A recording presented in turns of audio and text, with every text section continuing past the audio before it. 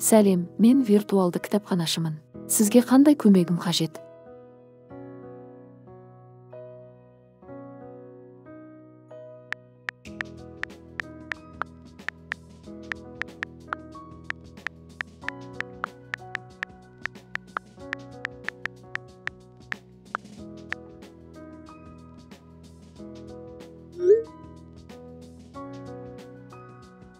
Сізге Аппаз Қаражігітовтің «Сөнбеген шырақ» әңгімелер мен повест кітабын оқуға кеңес беремін.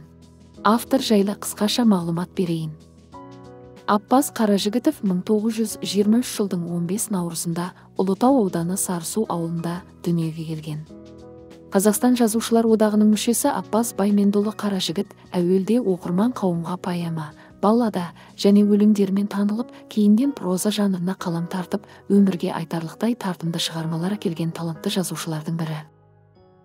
Ал енді кітапқа оралайық. «Сөнбеген шырақ» кітабындағы осы әңгімесі жайлы қысқаша айтайын.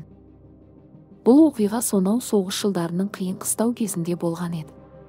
Бала бүркіт жас болса да, есте қалған естеліктерін баяндап отыр. Әжемнің 2 ұлы бар еді, Қаршыға мен Дәулет. Соғыс басталып көзінің қарашығындай болған 2 ұлын соғысқа аттандырды. Кейін белгілі болғандай, Дәулет сонау ашаршылық заманында көш бойынан тапқан бала екен.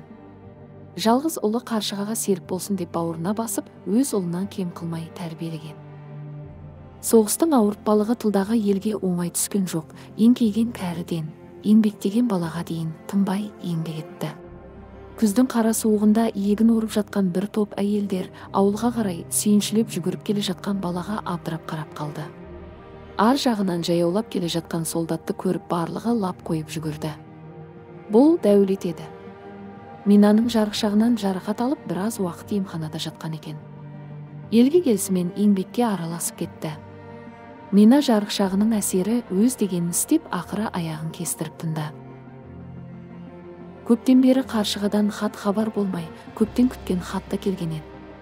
Әжем хат танымаған соң көзі ашық оқи алатын адамға оқытты. Хат дегені қара қағаз болып шықты.